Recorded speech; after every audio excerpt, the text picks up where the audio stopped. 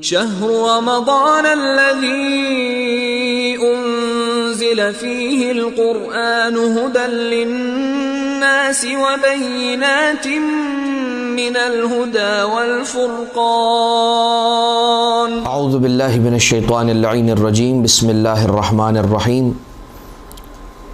الحمدللہ وکفا وسلام علی عبادہ الذین اصطفى محمد وعطرتہ الطاہرہ واللعنۃ الدائمۃ علی اہلہا۔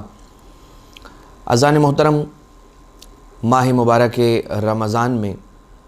روزانہ کی دعاؤں کے اعتبار سے یہ سلسلہ آپ کی خدمت میں پیش کیا جا رہا ہے کہ دعا اور اس کی تلاوت کا ثواب روایت کی روشنی میں اور اس کی مختصر تشریح کو پیش کیا جائے گا۔ آغاز پہلے دن کی دعا، ماہ رمضان المبارک کے پہلے دن کی دعا۔ امام معصوم علیہ السلام یوں تعلیم فرماتے ہیں کہ جب ماہ مبارک رمضان کا پہلا دن ہو تو ان الفاظ کے ذریعے سے رب سے مناجات کرو، اور وہ یوں ہے کہ اللہم اجعل صیامی فیہ صیام الصائمین وقیامی فیہ قیام القائمین ونبہنی فیہ عن نومۃ الغافلین وہب لی جرمی فیہ یا الہ العالمین واعف عنی یا عافیا عن المجرمین۔ یوں کہ پروردگار میرے روزے کو روزہ داروں والا روزہ قرار فرما، میرے قیام کو قیام کرنے والوں جیسا قیام قرار فرما، مجھے غفلت کی نیند سے بیدار فرما، اور مجھے میری جرم سے آزادی کا پروانہ عنایت فرما، اور مجھ سے راضی ہو جا، مجھے معاف کر دے، میری خطاؤں سے درگزر فرما، اے جرم کرنے والوں کو معاف کر دینے والے۔ اس دعا کی تلاوت کا ثواب روایت میں یوں ملتا ہے کہ من دعا بھی، جو اس دعا کو تلاوت کرتا ہے، جو اس دعا کو پڑھتا ہے، اعطیا الف حسنۃ یا الف حسنۃ، کہ جو کوئی اس دعا کی تلاوت کرتا ہے تو پروردگار عالم کی طرف سے اسے ہزار حسنات، ہزار نیکیاں عنایت فرمائی جاتی ہیں، وَرُفِعَ لَهُ الف درجۃ، اور اس کے ہزار درجات میں اضافہ کیا جاتا ہے، وَمُحْيَا عَنْهُ الف سیئۃ، اور اس کی ہزار غلطیوں کو اور معصیتوں کو، سرکشیوں کو معاف کیا جاتا ہے، محو کیا جاتا ہے۔ تو اب دعا کے الفاظ کی طرف ہم غور کرتے ہوئے کچھ آپ کی خدمت میں عرض کرتے ہیں، اور کوشش یہی ہوگی کہ روایتوں سے جو بات ہم آپ کی خدمت میں پیش کر سکیں وہ پیش کر سکیں۔ پہلا جملہ بسم اللہ الرحمن الرحیم، اللہم اجعل صیامی فیہ صیام الصائمین، کہ پروردگار تو میرا روزہ اس مہینے میں، یعنی آج کے دن میں میرا روزہ روزے داروں جیسا روزہ قرار دینا۔ امام جعفر صادق علیہ السلام ارشاد فرماتے ہیں کہ اذا صمت، جب تم روزہ رکھو، فَلْيَصُمْ سَمْعُكَ یا سَمْعَكَ وَبَصَرُكَ وَشَعْرُكَ وَجِلْدُكَ۔ مولا ارشاد فرماتے ہیں کہ جب روزہ رکھا کرو تو پھر دیکھو، اپنی سماعت کا بھی روزہ رکھا کرو، اپنی بصارت کا بھی روزہ رکھا کرو، اپنی جلد کا بھی روزہ رکھا کرو، اور اپنے بالوں کا، شعر کا بھی روزہ رکھا کرو۔ دعا کیا کی جا رہی ہے؟ پروردگار میرے روزے کو روزہ داروں جیسا روزہ قرار فرما، یعنی کہ ایک روزہ وہ ہوتا ہے کہ جو حقیقی روزہ ہے، اور ایک وہ ہے کہ جو روزہ نہیں ہے، فقط بھوک پیاس ہے۔ دکھنے میں ایسا ہی لگ رہا ہے کہ بندہ بھوکا ہے، پیاسا ہے، تو شاید روزہ دار ہوگا، لیکن بھوکا پیاسا رہنا اور ہے، روزہ دار ہونا اور ہے۔ دعا یہ تعلیم فرما رہے ہیں امام علیہ السلام کہ دیکھو یہ دعا کرنا کہ بار الہ میرا آج کا روزہ روزہ داروں جیسا روزہ ہو، یعنی کہ جو روزہ دار ہیں ان کو ثواب مل رہا ہے، اجر مل رہا ہے، ان کا نام روزہ داروں کی فہرست میں لکھا جا رہا ہے۔ بار الہ میرے روزے کو روزہ بنا دینا۔ اللہم اجعل صیامی فیہ صیام الصائمین کا معنی کہ اے اللہ میرے روزے کو روزہ بنا دے۔ لہٰذا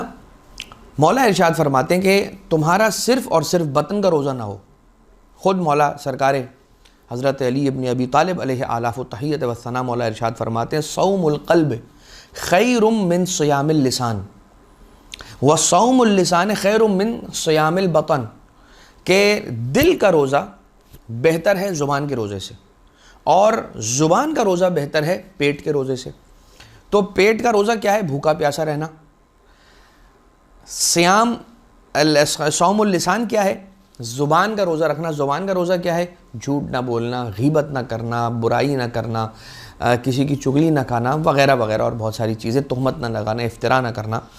یہ زبان کا روزہ ہے۔ اور اس سے بھی بہتر کیا ہے؟ صوم القلب، دل کا روزہ، یعنی کہ دل ہر وقت مصروف ذکر الہی میں رہے، دل ہر وقت اپنے ایمان کو ایک درجہ اور بلند کرنے کی کوشش میں لگا رہے، معرفت ائمہ معصومین علیہ الصلوۃ والسلام کی کوشش میں رہے۔ لہٰذا پروردگار میرے روزے کو روزہ داروں جیسا روزہ قرار فرما۔ اسی طرح سے پھر یہ ہے جملہ کہ میرے قیام کو قیام کرنے والوں جیسا قیام بنا دے۔ ایسا نہ ہو کہ میں نماز میں تو کھڑا ہوں مگر یہ میری نماز فقط اٹھک اور بیٹھک ہو، اٹھنا اور بیٹھنا ہو، صرف ایک بظاہر ایک ایکسرسائز ہو، اور حقیقت میں وہ کوئی نماز نہ بنے یا کوئی قیام نہ بنے، تیری بارگاہ میں قیام بن کر نہ پہنچے، تیری بارگاہ میں کہیں ایسا نہ ہو کہ میرا قیام فقط اٹھنا اور بیٹھنا ہو، ایک ایکٹیویٹی، ایک ایکسرسائز ہو۔ وَنَبِّهْنِي فِيهِ عَن نَوْمَةِ الْغَافِلِينَ بار الہ، آج کے دن کے روزے کے صدقے میں تجھے یہ واسطہ دیتا ہوں اہل بیت اطہار کا کہ مجھے غافلوں کی نیند سے، غفلت کی نیند سے بیدار کرنا۔ کہیں ایسا نہ ہو کہ میں یہ جانتے ہوئے بھی کہ اتنی عظیم ساعتیں ماہ مبارک کی گزر رہی ہیں اور گزری جا رہی ہیں، اور میں اپنی آنکھوں کو قرآن کریم کی آیتوں کو دیکھنے کے ذریعے سے منور نہ کر رہا ہوں، اپنی زبان کو قرآن کریم کی تلاوت کے ذریعے سے میں منور اور مزین اور معطر نہ کر رہا ہوں، اپنے وقت کو ضائع کر رہا ہوں، چاہے موبائل پر وقت ضائع کرنے کے ذریعے سے یا کوئی اور ایسا کام کہ جو فضول وقت ہے کہ جس سے کوئی محصل نہیں ہے انسان کے لیے، تو پروردگارہ مجھے نومۃ الغافلین سے تنبیہ اور بیداری اور توجہی عنایت فرما کہ بار الہ میں کہیں ایسا نہ رہے کہ یہ عظیم ساعتیں، کہ جو عظیم ساعتیں کون سی؟ ماہ رمضان کی عظیم ساعتیں۔ خطبہ شعبانیہ میں رسالت مآب صلی اللہ علیہ وآلہ وسلم نے جو ارشاد فرمایا کہ انفاسکم فیہ تسبیح نومکم فیہ عبادہ، کہ تمہارا اس کے اندر سانس لینا اللہ کی تسبیح شمار ہوتا ہے، تمہارا سو جانا اللہ کی عبادت تصور کیا جاتا ہے۔ تو یقیناً انسان یہ سوچے کہ جس مہینے میں سانس لینا تسبیح کا ثواب دے، اس میں تسبیح کرنے کا کیا ثواب ہوگا، اور جس مہینے کی گھڑیوں کے اندر سو جانا عبادت ہو، اس مہینے میں عبادت کرنے کا کیا ثواب ہوگا۔ لہٰذا انسان یہی دعا کرے کہ نومۃ الغافلین سے مجھے بیداری ملے۔ وَحَبْلِ جُرْمِی فِیہ یا الہ العالمین، اور مجھے میری جرم سے آزادی اور مغفرت عنایت فرما، عفو درگزر کر دے پروردگار۔ وَعْفُ عَنِّی یا عَافِیًا عَنِ الْمُجْرِمِین، اور مجھے معاف کر دے اے مجرمین کو معاف کر دینے والے۔ پروردگار تو نے کتنے بڑے بڑے مجرموں کو معاف کر دیا، میں تیرا ایک چھوٹا سا مجرم ہوں، ہاں مگر مجرم ہوں، تیرا مجرم ہوں، تیری معصیت کی ہے، تیری مخالفت کی ہے، تیرے امر کے خلاف گیا ہوں، مگر پروردگار ہوں تیرا بندہ۔ تیری مخالفت کی ہے، تیری معصیت کی ہے، ہاں کی ہے، میرے نفس نے مجھے بہکا دیا، خواہشات نفس نے مجھے راستے سے ہٹا دیا، مگر ہوں تیرا بندہ پروردگار، لہٰذا مجھے وَاعْفُ عَنِّی، مجھ سے درگزر فرما، یا عَافِیًا عَنِ الْمُجْرِمِین۔ اب یہاں پر حضرت عیسیٰ علیہ السلام کے اعتبار سے ملتا ہے کہ انہوں نے رب سے مناجات کی، حضرت عیسیٰ علیہ السلام نے، اور انہوں نے پروردگار عالم سے سوال کیا کہ بار الہ مجھے اپنے بہترین دوست سے ملاقات کروا دے۔ جواب ملا کہ اے عیسیٰ فلاں جگہ پر چلے جائیے، وہاں پر آپ کو میرا دوست نظر آ جائے گا، میرے دوست سے آپ وہاں جائیں گے تو مل لیں گے۔ حضرت عیسیٰ علیہ السلام وہیں پہنچے جہاں ان کی رہنمائی کی گئی۔ ایک عورت کو وہاں پر بیٹھا دیکھا، نہ اس کی آنکھ تھی، نہ ہاتھ تھے، اور نہ اس کے پاؤں تھے، مکھیاں اس پر بیٹھی ہوئی تھیں، اور اس عالم کے باوجود بھی وہ یہ جملہ کہتی جا رہی تھی، الحمد للہ علی نعمائہ والشکر للہ علی آلائہ، اللہ کی نعمتوں پر اس کی حمد ہے اور اس کی آلاء پر اس کا شکر ہے۔ ایک مرتبہ حیرت زدہ ہوئے اور حضرت عیسیٰ علیہ السلام نے سوال کیا کہ اے عورت، تیرا عالم یہ ہے کہ تیری آنکھیں نہیں ہیں اور تیرے ہاتھ نہیں ہیں، تیرے پاؤں نہیں ہیں، مکھیاں تجھ پر بیٹھی ہیں، تجھ کو تنگ کرتی جا رہی ہیں، بھن بھنائی جا رہی ہیں، اور تو کسی ایک مکھی کو ہٹا نہیں سکتی کہ تیرے ہاتھ نہیں ہیں، پھر بھی تو اتنی مشکل صورتحال میں جب بیٹھی ہے تو یہی کہتی جاتی ہے الحمدللہ علی نعمائہ والشکر للہ علی آلائہ۔ تو سلام کیا، جب پہلے سلام کیا حضرت عیسیٰ علیہ السلام نے کہ تجھ پر سلام ہو، جواب سلام کیا دیا اس عورت نے، وعلیک السلام یا روح اللہ۔ حضرت عیسیٰ علیہ السلام کو ان کے لقب سے پکارا، آنکھیں نہیں ہیں، دیکھ نہیں پا رہی، مگر جان گئی کہ کون آیا ہے، حضرت عیسیٰ۔ سوال کیا حضرت عیسیٰ نے کہ تجھے کیسے پتہ چلا کہ میں ہوں؟ کہا کہ جس دوست نے آپ کو میری طرف بھیجا ہے، میری رہنمائی، میری طرف رہنمائی فرمائی ہے، اسی دوست نے مجھے بتایا کہ آپ میری طرف آ رہے ہیں۔ اور اس کے بعد پھر پلٹ کر پوچھا حیرت زدہ ہو کے حضرت عیسیٰ علیہ السلام نے کہ آپ کا یہ عالم ہے، پھر بھی آپ اللہ کی حمد کر رہی ہیں، ثنا کر رہی ہیں اور اسی کے اندر مشغول ہیں؟ تو کہا کہ پروردگار عالم نے جو مجھ پر فضل کیا ہے، مجھے نہ آنکھیں نہیں دی، مجھے ہاتھ نہیں دیے اور مجھے پاؤں بھی نہیں دیے، اور میں کہتی ہوں اچھا ہے کہ نہیں دیے۔ اگر آنکھیں ہوتی تو میں اس سے نامحرموں کو دیکھتی، اگر ہاتھ ہوتے تو میں اس سے وہ گناہ کرتی، اور پاؤں ہوتے تو میں اس سے حرام جگہوں پر چلی جاتی۔ پروردگار عالم نے مجھے محفوظ رکھ لیا ان تینوں چیزوں کے نہ دینے کے ذریعے سے۔ اگر یہ نہیں دیا تو کیا دیا ہے؟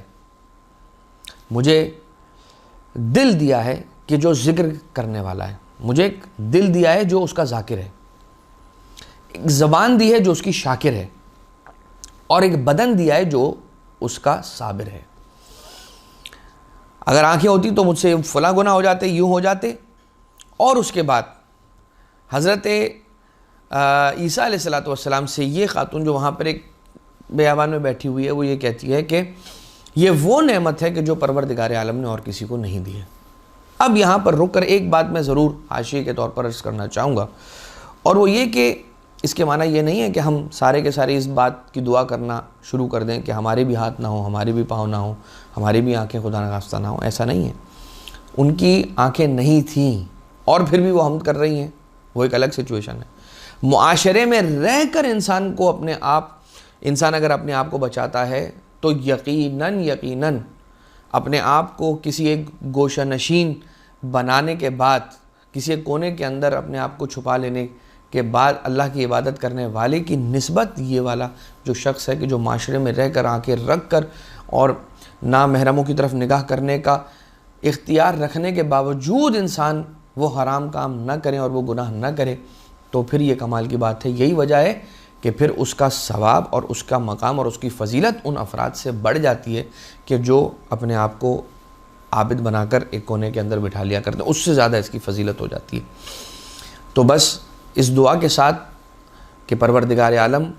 ہمیں اپنا شکر گزار قرار دے بندہ، ہمارے روزے کو روزے داروں جیسا روزہ، ہمارے قیام کو قیام گزاروں جیسا قیام،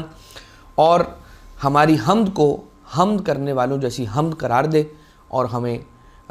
اپنی رحمت اور مغفرت کے صدقے میں تمام ہی گناہوں سے ہمیں آزادی عنایت فرمائے، اور ہمارے لغزشوں سے پروردگار عالم درگزر فرمائے۔ وما علینا الا البلاغ المبین وصلی اللہ علی محمد وآلہ الطاہرین۔